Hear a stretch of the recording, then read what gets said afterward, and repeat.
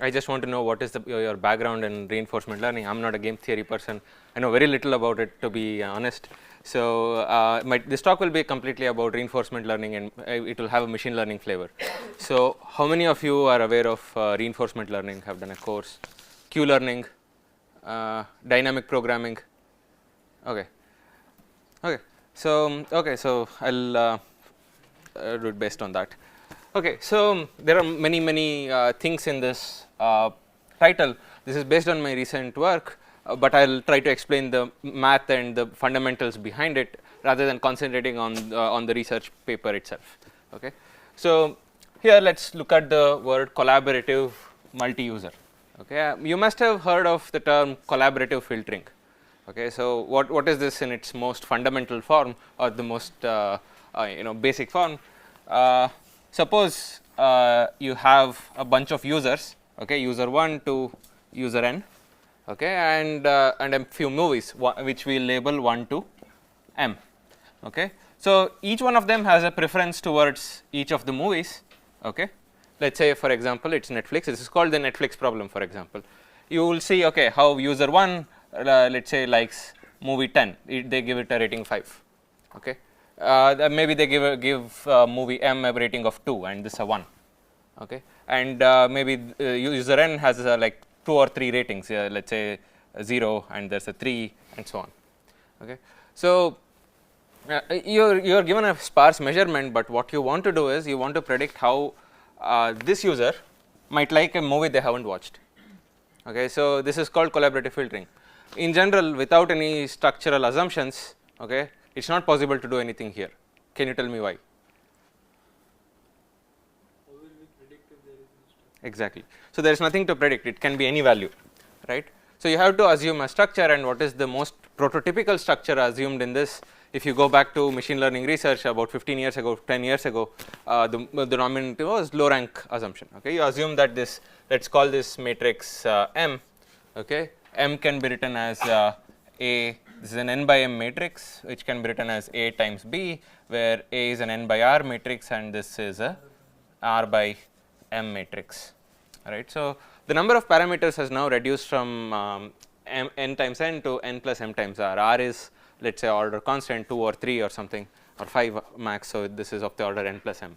It's linear in the dimensions. So okay, so now it becomes much easier because, okay, number of free parameters here. If you just assume that you have r entries per row, then you're done, kind of, or r entries per column, you're kind of done. Okay, so so this is called the way to get AB. This factorization is called matrix completion. Okay, so there's an intuitive explanation for this. This can be written as summation.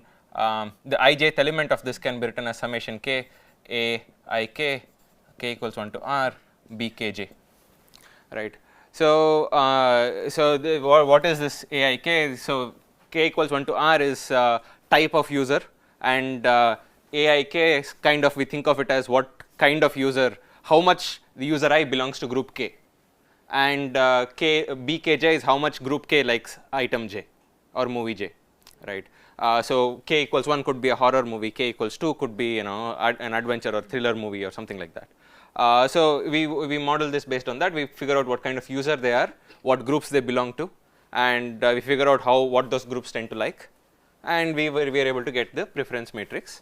Okay. So this item k likes the item j. So no, so this is, okay, k, there are k groups.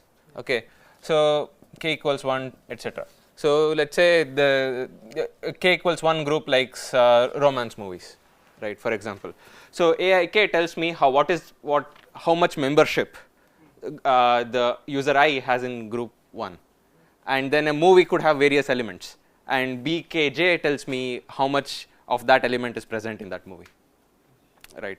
So that is the idea here, and so what we need to do here is called low rank factorization.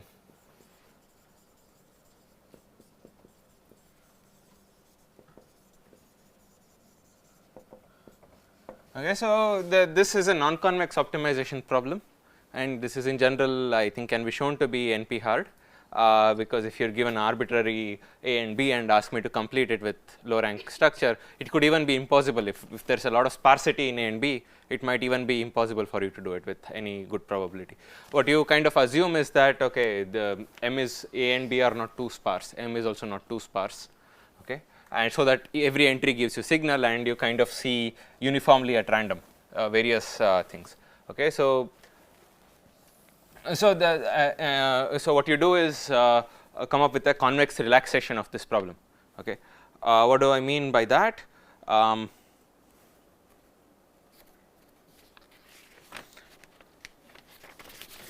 Okay, so do you know what a nuclear norm is of a matrix? Okay, let's define M star is equal to summation I mod lambda I equals 1 to min of n comma m, where lambda I are the singular values of m. Okay, this is the one, if you look at a vector of its singular values, then it is the L1 norm of the singular values. This is called the nuclear norm.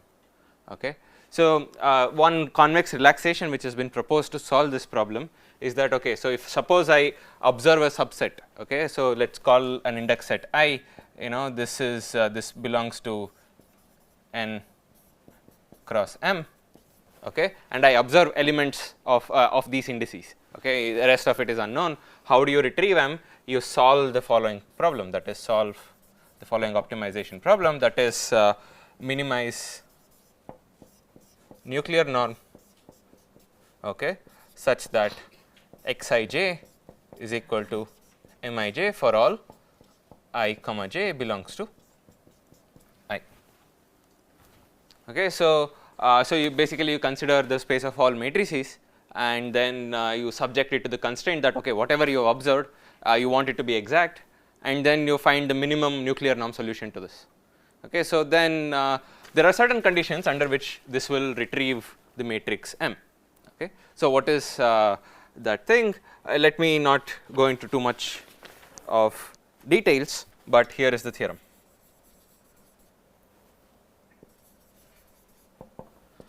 Okay, let I be a uniformly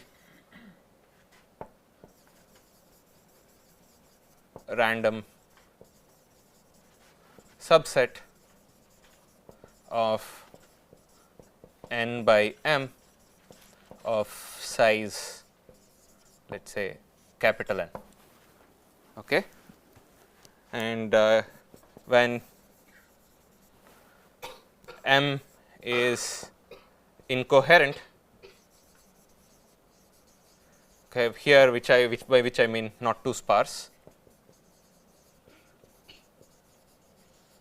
So this is a technical assumption, I won't go too deep into that. Okay, so if it is not too sparse, then we have if n greater than or equal to theta tilde, if omega is equal to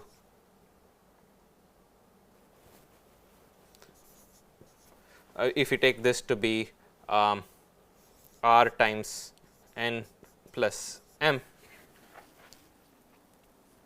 okay, then with high probability x star, that is the optimizer of this, is equal to m. That is, we are able to recover the ground truth matrix. Okay, so so we relax it to this convex problem, and then we are claiming that, okay, when m is not too sparse, it's the technical condition is called incoherence. When it is incoherent, we go and solve this convex problem, which can be done in polynomial time, and when I is a uniformly random set of observations, that is, let us say we pick a size n and we pick a uniformly random subset of the entries and we observe them, and then we try to complete the matrix, then it is sufficient to take n is r times n plus m, where r is the rank of the matrix. Okay, so and then we can retrieve the ground truth x star is equal to m with high probability. Okay, where x star is the solution to the optimization problem which I just mentioned. Okay, okay, so this is collaborative filtering, right? So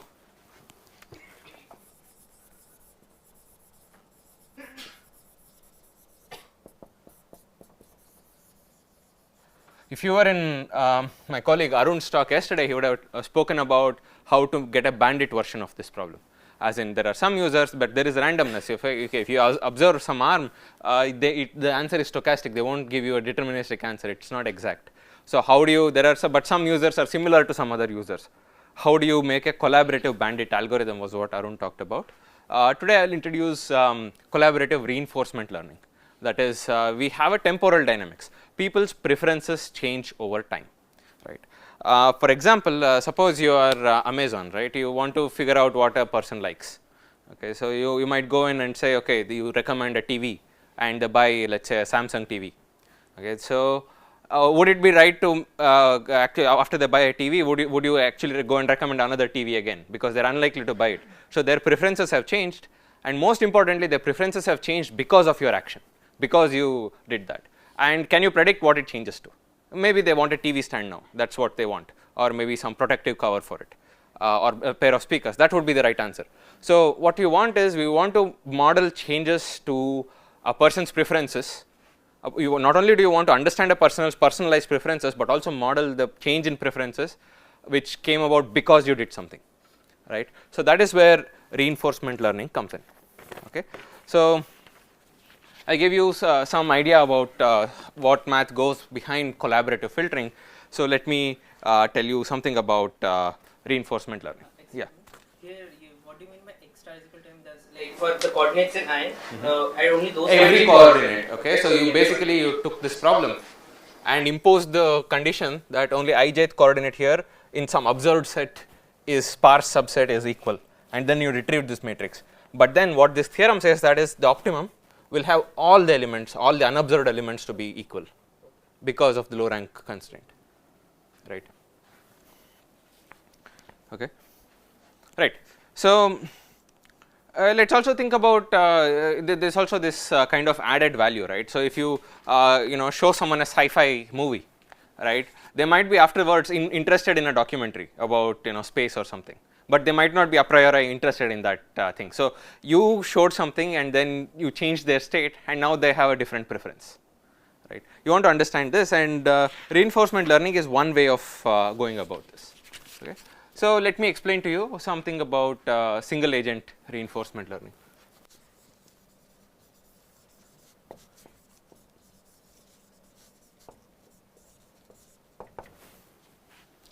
Okay, so what we deal with in reinforcement learning is called Markov decision processes.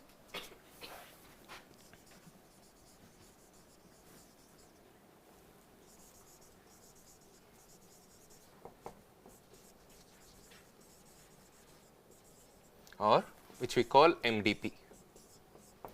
Okay, so if you want to understand change in something, you need something called a state, again, right? So of course we have a state space. Let's call it S. Okay, let's assume that state space is finite. It kind of models where we are mentally or physically. Maybe in a city, we might be in a place, that is our state. We might want to go to some other place, and the mode of transport you take, it would be an action, right? You walk right, walk left, and so on. So therefore, how do you change the state? You change it through actions. Okay, let's call A the action space. Okay, let's assume for now that action space is also finite. Okay, and of course we also need a notion of a reward. That is, okay, so if I'm in state S and I take an action A, I assign a reward to it. Okay, the reward is actually a function from S by A to, let's say for now, 0, 1. This can be relaxed to whatever, this can take any real value, but for simplicity, let's just take it to be 0 to 1. These are the rewards we care about. And okay, so what do? We are in a state S, we have to take an action A. So we have a horizon H, that is we start from time instant 0 and go till time H minus 1. Okay, so this is not just one time step, we look ahead for H time steps total. Okay, so okay, at each time, okay, given state ST, we need to pick an action AT.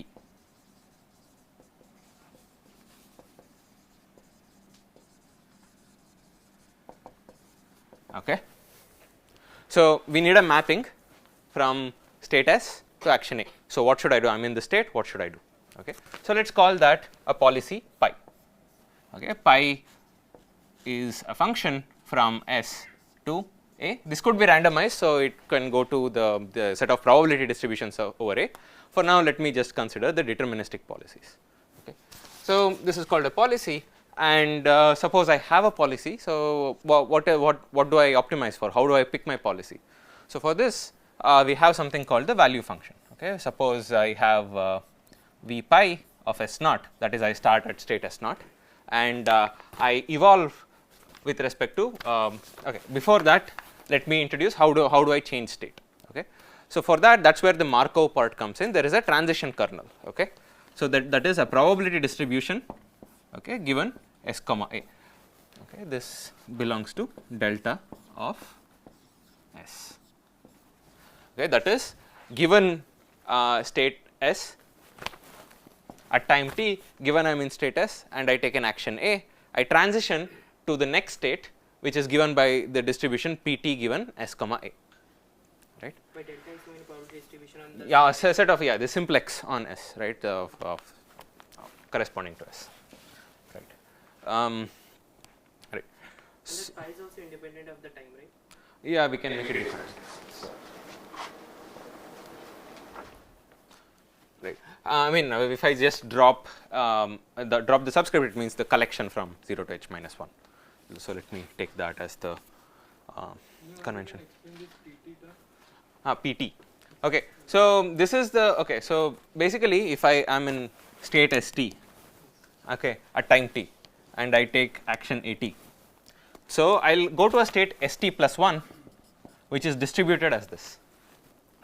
So, it is a random distribution. You go somewhere, and that distribution depends on this, and this is a systemic parameter. Okay. Okay. So, right. So, given a policy, right. So, you know you already picked At as a function of St. So, you fix the dynamics. So, there is nothing for you to do there. So, you can measure something called a value function associated with a policy pi starting at a state S naught. Okay. How do we define this? This is naturally there is a reward function here. So, t equals 0 to h minus 1, something like r of St comma At, expectation given St goes as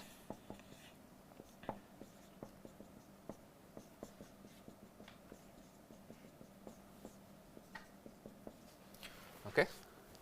So, that is I will deploy this policy pi. I start at this whenever I observe state St at time t, I will play an action pi t, and I will observe the set of rewards up to time h, and then I will sum them up and I will take the expectation.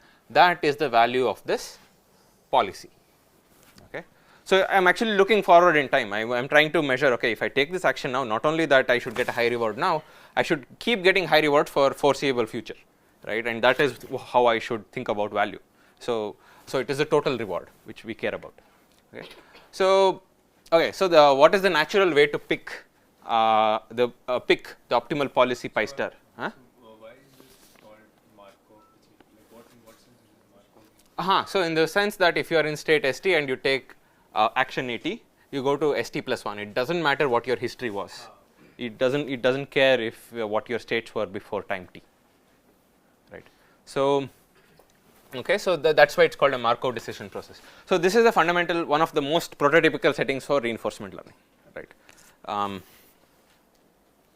You can always, even if it is non-Markovian, you can actually expand the state space until it becomes Markov. For example, you make the state space add entire history till time 0, it automatically becomes a Markov process, right. Okay, so how do you define the best policy, right? Any ideas? What do you mean by best policy? Yeah, that's what. Yeah, what do you want to solve for? Exactly. So basically, you want to get pi star let's define it as arg max over all policies pi v pi of S naught. Okay, this is what we want to compute. Okay, so value function. Yeah, it's a value function because it maps. It's a function over the set of states. You start here. What is the value you get with the policy pi? Okay. In the deterministic setting, shouldn't v pi also take in an A action as an input? No, but it's pi of A, right? Pi of S naught. It's given in the policy. Yeah, but wouldn't action matter? You're taking expectation over the actions. Correct. But I have specified that I always take the action pi of S. Right, but At in a- deterministic setting, shouldn't we take action as an input as well? No, but I already said that. Okay, if I have given S naught, I know what the action is. It is pi of S naught. Always. Yeah, that's what I've defined. That's my by definition that, right? So, right. So what you're describing is something called a Q function. I describe that. Okay, I'm at S naught, and I'll take the action in A naught. What do I do afterwards? So that's where dynamic programming comes in. Okay. So how do you solve this? There are many ways to solve this. There is all these policy based methods, policy iteration, value iteration, and so on. What we will concentrate on is something called Q value iteration. Okay. So what we'll think about is, okay, this is basically dynamic programming, if you guys have seen it. Okay. So if I'm in a time state S h at time h, okay, how do I maximize value? Or rather at time h minus 1 I'm at state S h minus 1. How do I maximize value? You know that obviously, because you just pick the best action so that reward is maximized. Okay. So that should be your thing. So you know what the best policy is for the last time. Okay. And now once you know this, you go back to time h minus 1 and you try to get the maximum value. So this is basically dynamic programming. You unroll it from forward to the last time to first time. For every state, yeah. So it's not exponential, it's still right. SAH complexity, right. So so now in this situation we assume that we know PT, and then R. Okay. Then this problem of finding the optimal policy is called planning. Okay.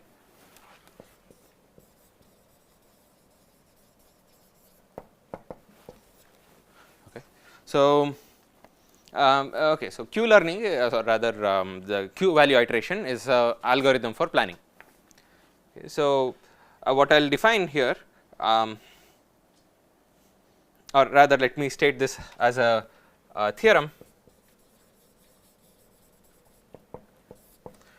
Define Q star h minus 1 of S comma A is equal to R of S comma A, and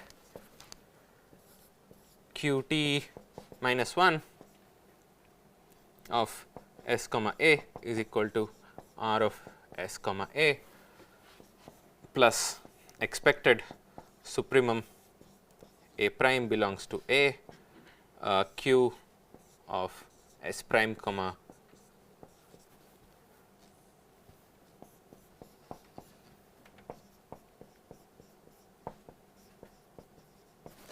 okay. So this is a Q value iteration, right. So this is basically dynamic programming. So what did I do? I said, okay, suppose at time t minus 1 I am at state S and action A. I don't have control over what I get at time t, right. I will get something S prime at time t. Okay. So then I will ask the question, okay, so what is the value, what is the best value I can get if I end up in state S prime at time t? I know that it is argmax A prime belongs to A of A prime. So basically I solve it at time h minus 1 and then I go back recursively solve till time 0, and this dynamic programming principle gives us the optimal value, optimal policy. And what is pi star? Pi star t of S is equal to argmax A belongs to A Q star t of S comma A.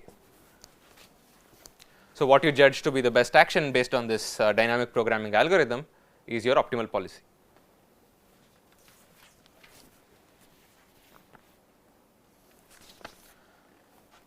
Okay. So, so this is all nice. If you know what the basic MDP is, you can plan it using this algorithm. Of course, given that the state and action are action spaces are not too large. Of course, this does not cover things like chess and Go, which were described earlier, which have exponentially large number of states and actions. But for moderate size problems where you can do this, this is a good algorithm. Okay. So,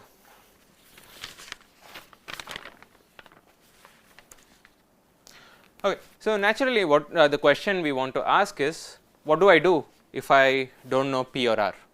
Okay.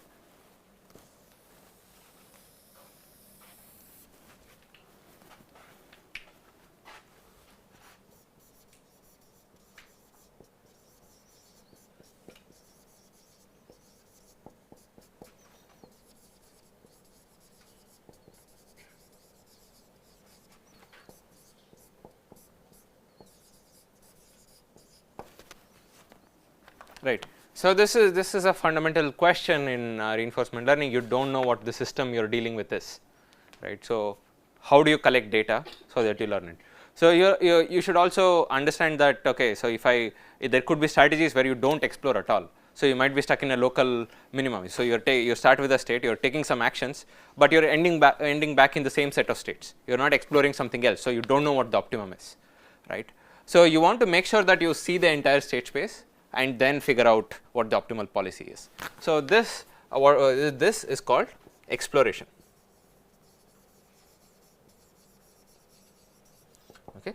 So, some algorithms were described in the last talk, and I guess even in talk by Arun. So, the prototypical algorithm here is called UCB algorithm, that is upper confidence bound.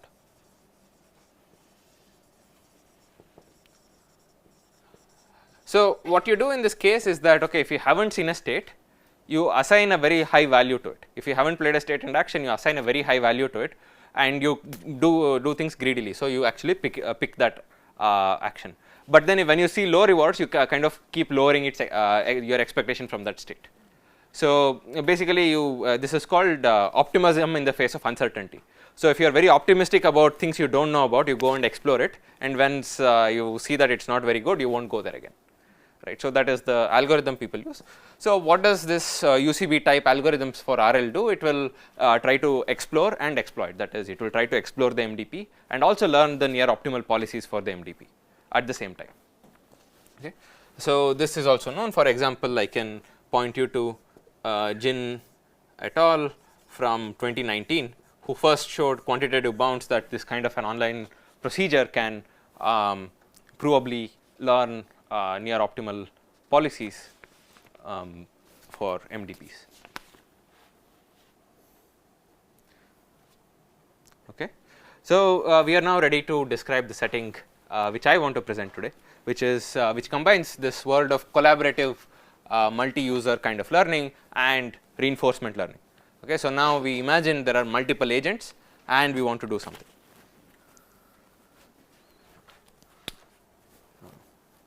Is there an eraser?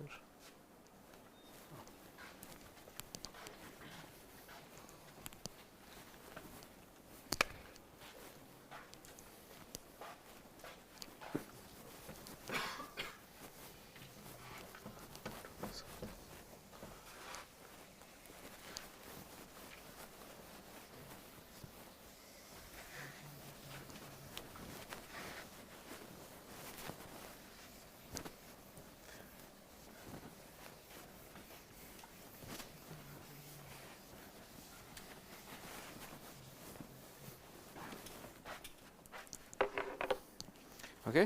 So, in our setting there are n agents,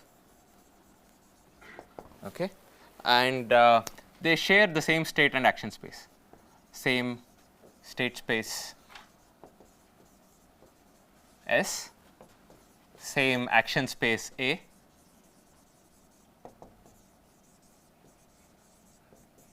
okay, but they have they also have the same transition matrix.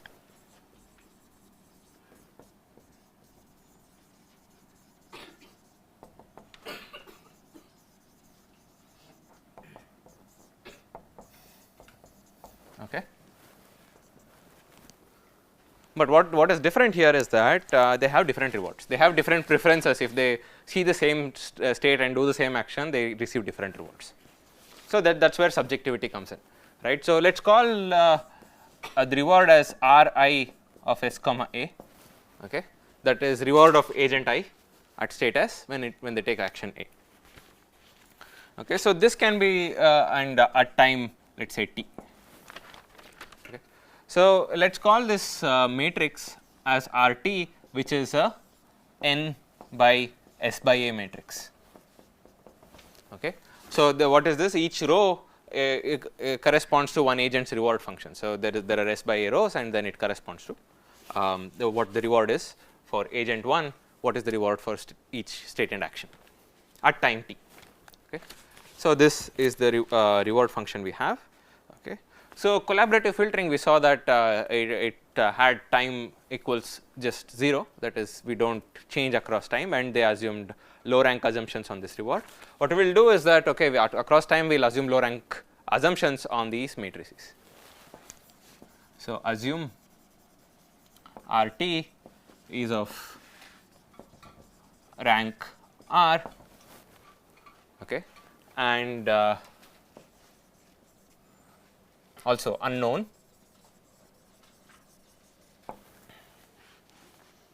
okay,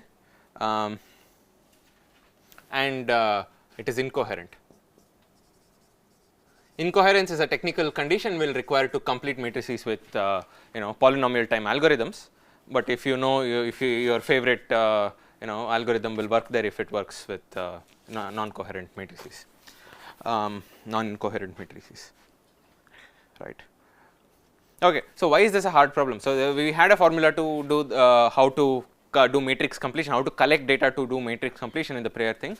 So all we had to do was sample a random set I and go and unmask those entries. So for example, if you are Netflix, I will say, okay, user 1, I will sample, let's say, a few uniformly random movies, and then ask them what do you like it or not, and they will tell me, and then I will go do this for everyone, and then after that I know everyone's preferences, I can complete the thing. So exploration is easy. Okay. Why is exploration hard in this case? Because there is state at time t, and what takes you to state s is your prior actions. You don't know if how to get the user to reach that state, right? Some states might be unreachable, so you don't know whether that you can even observe the reward for that state at all. So what is your task? You want to be able to control these n agents, so that you are able to get enough entries of this matrix, enough measurements from this matrix, so that you are able to complete the matrix, right? And then we can plan and find the optimal policy for everyone. However, we don't want it to reduce so that it requires n times s times a number of samples. So okay, so trivially what you can do is sample complexity of O of n times mod s times mod a. This is possible because what you do is you go ahead and run your favorite reinforcement learning algorithm for every user, right? And then that would have a complexity of the order O of n times s times a. But this is vacuous because you are already querying, there is no collaborative learning, you are not learning from each other, right. So what we want is sample complexity of the order O of n plus mod s mod a maybe times r. So here what this means is that number of observations you see is much lower than all the states for all the users, right. You see if n is very large, much larger than s comma a, you only see a few trajectories per user, and then you are able to decode what the optimal policy is for everybody. Okay, so that's what we want. Okay, so okay, what is the model of sampling here? Okay,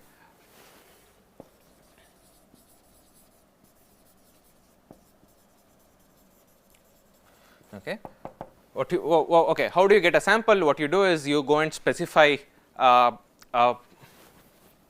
a policy pi for user I, okay, and then what you get the entries s naught pi of s naught comma r of s naught reward of ri of s naught comma a naught comma s1 comma pi of s1 ri of s1 comma a1 and so on till RH sh minus 1, ah minus 1, ri of sh minus 1, comma ah minus 1. So, you take a user through this policy and you observe the trajectory and the rewards that the user gave you, and then you record it. Okay. And then of course, this policy pi need not be something fresh, you can look at all the policies and rewards you collected before and then choose the user and the policy. Okay. So, you learn something and you think that okay, I have explored these parts of the state space and these users, which user should I explore next, and then you deploy this policy. Okay.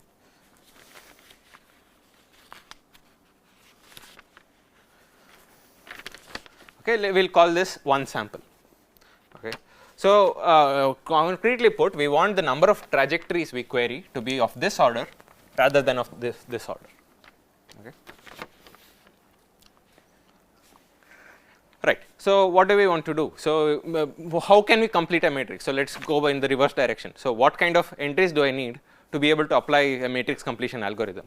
I need a uniformly random kind of measurements of the matrix. Okay, so that the optimization algorithm works, right. So, basically if my reward matrix is RT, which looks like this, I want measurements which kind of look like uniformly random from this matrix. Okay. So, how are we able to drive our state space so that we are able to get this pattern from the reward matrix? Okay. So, here there is a chicken and egg problem. So, to figure out the optimal policy, you need to be able to learn this. So, but to learn this you already need the rewards, right. So, that's the problem.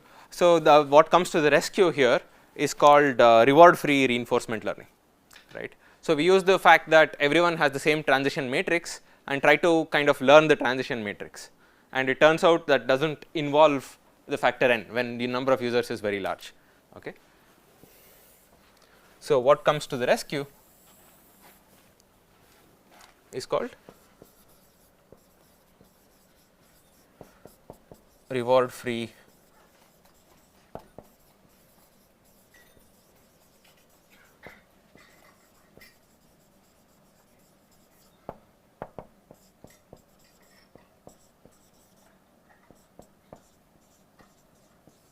this is again from Chijin and authors from 2020. So, here what UCB does is it will look at the rewards and try to explore the MDP based on the rewards you got, and you try to converge to the optimal policy. But then you ask the natural question, okay, what if the rewards are unknown? I am just given the MDP. How do I learn something? How do I explore such that no matter what reward you give me, I will be able to compute the optimal policy, right, at one shot. Okay. So, this is solving a class of MDPs where you have the same transition matrices, but reward matrices are unknown, right. So, that is learn optimal policy for an MDP for every possible reward.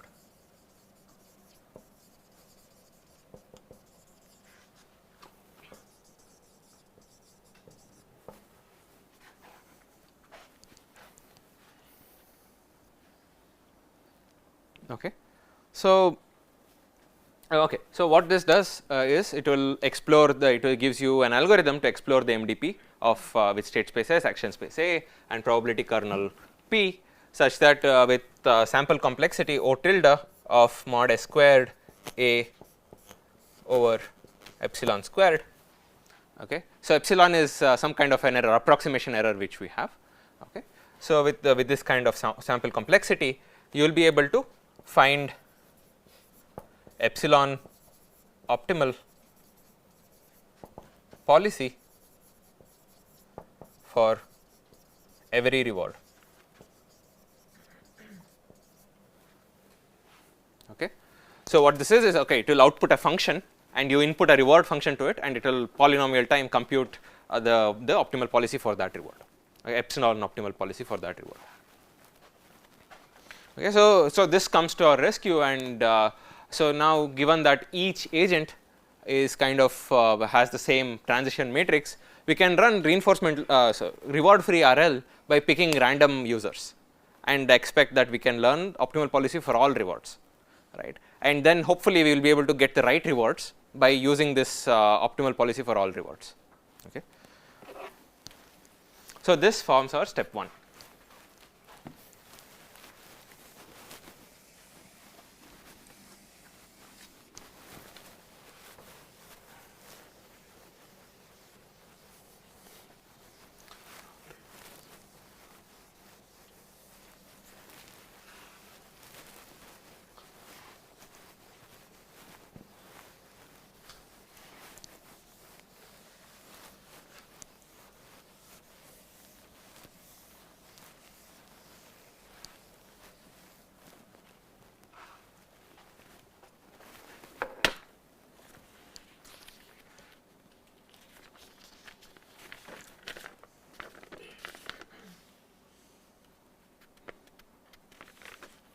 Okay. So, step 1, okay, pick users at random, run reward free RL algorithm,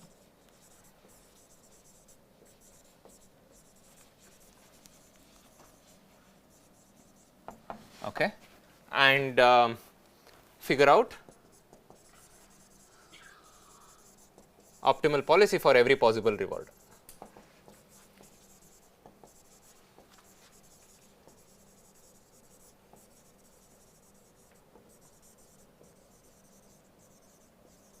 Okay, this total number of samples, let us call this n1, is of the order mod s squared a over epsilon squared. Okay. There is no n here, right, the number of agents, because we picked agents at random and they all share the same MDP. Even in that notation, it's not hiding the variable n, right? No, it does not. It is for a single MDP, it does not matter, it is not even a multi-agent algorithm. Okay. Okay. Now, step 2 is the important part. Obtain the right measurements.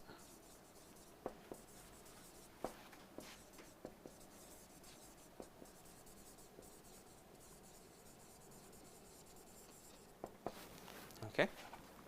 So, this is the main contribution of our work, that is the collaborative exploration algorithm. Okay. So, you have let us say fix a time t RT, you have some entries known,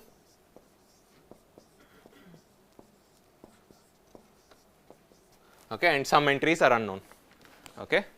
So, now go through iterations. Okay. At each step you have seen some images. So, consider let us call GH, where H is the algorithmic iteration, GH is the active set. Okay. This is all S comma A such that number of measurements, number of entries in column S comma A is less than or equal to some k. Okay. So, in the when we are running, so we are running some policies and we have observed so many entries, and I will create the set of all S comma A such that I have seen fewer than k entries in that column, right. Is that a G of H or G of K? G H of k. So, H is my algorithmic iteration, right. Okay, let us just call it G. Okay. So, this is I will call this my active set. Okay. So, if this is the set, can you think about how should I explore so that these things are explored first?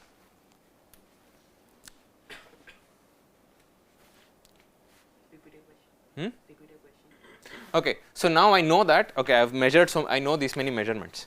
Can you tell me how do I explore such that I hit one of these states, because I have not explored these states?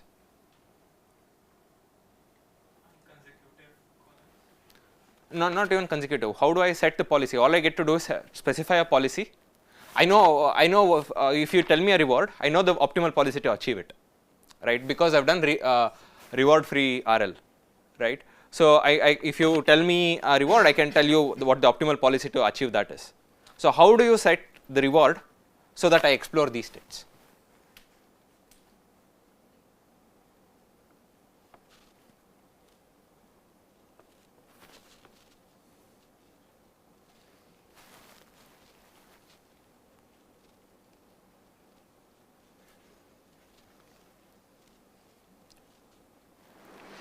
Right. So, okay, the answer is you take Rg of S comma A is equal to 1 if S comma A belongs to G at time t, it is 0 otherwise.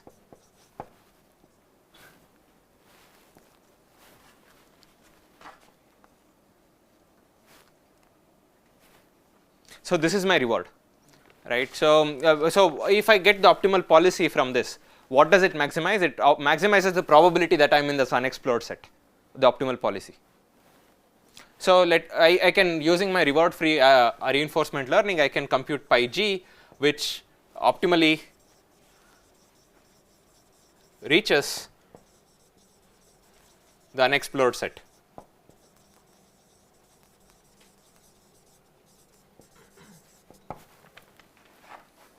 Okay. So, now I will collect one more trajectory with this optimal exploration policy pi g, and then I will update g. So, suppose I find something some state and action which have more counts more than k now, okay. I will just remove it from this.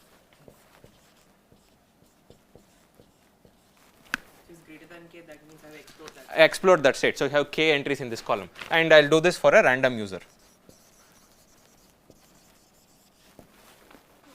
So, what this ensures is that, okay, if you have a set where you do not have k entries in a column, you go and give more reward to that and compute the policy, and then you are you know guaranteed to reach that set of states as best as possible, and when you reach those collect more samples from those states, once you have explored enough, you remove those states from the active set. Okay. At the end of this thing, you would have explored everything, and since you are running it on a random user at each step, each column is permutation invariant. The distribution of each column is permutation invariant, right. So, you can do better than uniform entries on the, you get actually uniform measurements of the reward matrix. Okay. Okay. So, here is the theorem.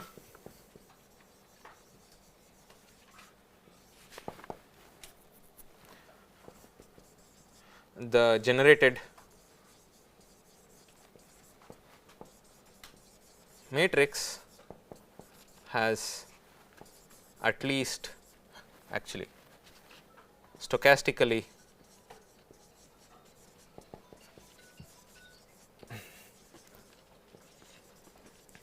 dominates a uniformly random matrix.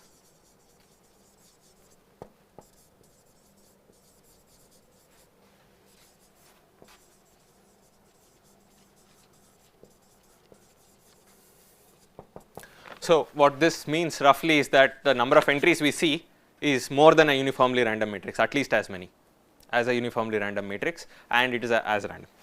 So, I mean there is a more rigorous definition of this thing which I will avoid for now. This just means that we have enough entries, okay, with high probability. Okay. The unreached states are unreachable.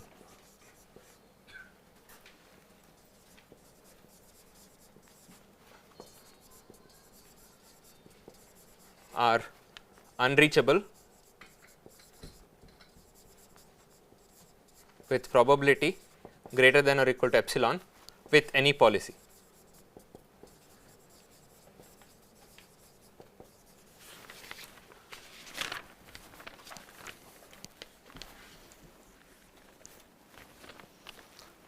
Actually, I think I forgot something here. Okay, so you do this for O of k times S times A divided by epsilon steps. Okay. So, this theorem applies after you do apply this algorithm for k mod S mod A divided by epsilon steps. Okay. So, the generated matrix stochastically dominates a uniformly random set of matrix on the active set complement. So, that whatever at the end of the time there is an active set, outside that it is better than uniformly at random sampling, and so whatever the whatever states are still in the active set, they are unreachable by any policy, right. So, no matter what you do, you cannot explore those states, those are unreachable, right. Why? Because I have run it for time 1 over epsilon and I have had the optimal policy to reach them, but you are still unable to reach it. So, what does it mean? Your probability of reaching them is less than epsilon. So, no matter what policy you pick, you can't reach them. So, you might as well not care about those states. Okay. And yeah, so this is the theorem. Okay. So, now we can go to step 3, that is use output from step 2 to learn true rewards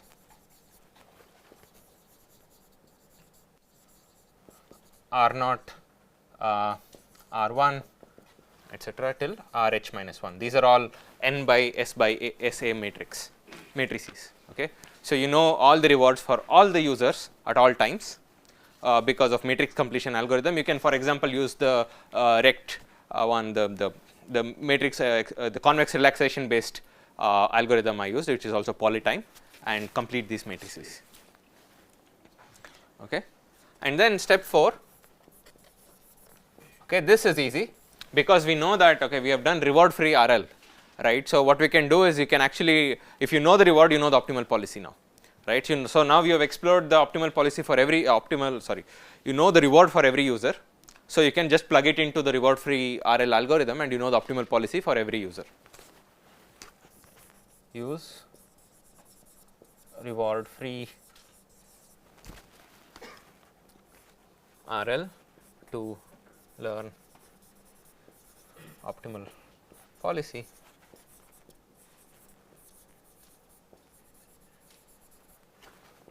for every user. Okay. So, So, yeah. how are you getting like n plus s times a? So you're doing it for every. Correct. So, right. So, what is the k I pick is the question. Right. So, So I missed something here. So, okay. So if I do this, I have observed k times s times a number of entries. Okay. So to complete matrix completion, what do I need? I need k times mod s times mod a number of entries. I have these many entries. Okay. This needs to be equal to r times n plus mod s times mod a. So, what do I pick k to be? K I pick it to be r times n plus mod s times mod a divided by mod s times mod a. Right.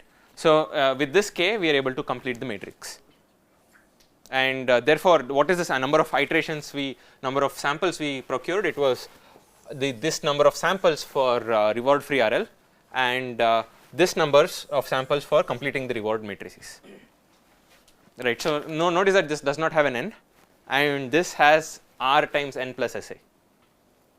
So, we have eliminated the n times s times a factor to the sample complexity. Okay. I have a doubt. Yeah. Like, the first thing you mentioned in the lecture that uses the lower bound of the set I, right? It was omega, but here you mentioned upper bound on that. Which one? That O. In the first theorem, it was the. This is just a nuance of how machine learning the results are stated. So when I say I mean if you are at most if you give me this many samples, I can do something. So it's actually technically it should be if I am given c times this for some constant c, I will be able to do this. That's all. I think then theta notation would be better. I mean it's theta implies that you have a lower bound. It's the same thing. I'm around that. No, but it implies that you have a lower bound, right? Then you can't do better with fewer samples. We Yeah, are not yeah, saying that. yeah, we are not saying that. I am just saying that you can do it with this. So bigger is okay. Yeah, okay. In some sense, when you understand it, right? Yes. Right, so. Right, so this is what I wanted to describe. I guess so. It's 5 o'clock, so I can take any more questions you might have, and we can end the session after that.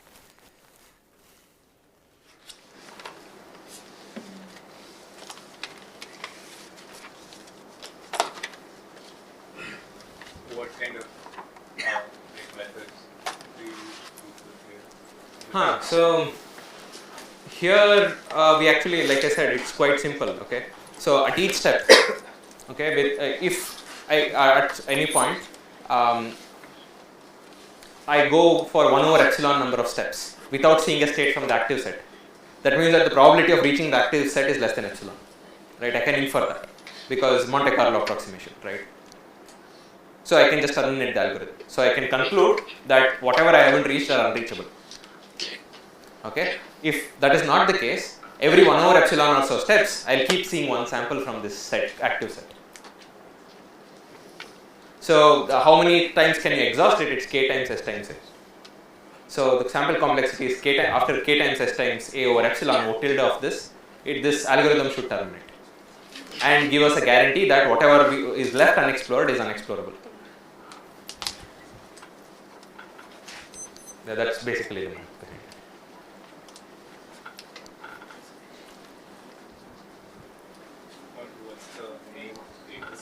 It's multi-user collaborative reinforcement learning with low rank rewards.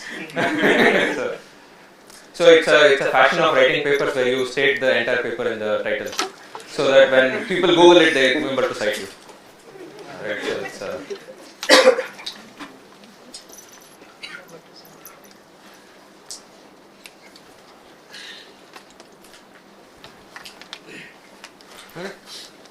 Cool. Yeah. Thanks a lot for inviting me to the talk.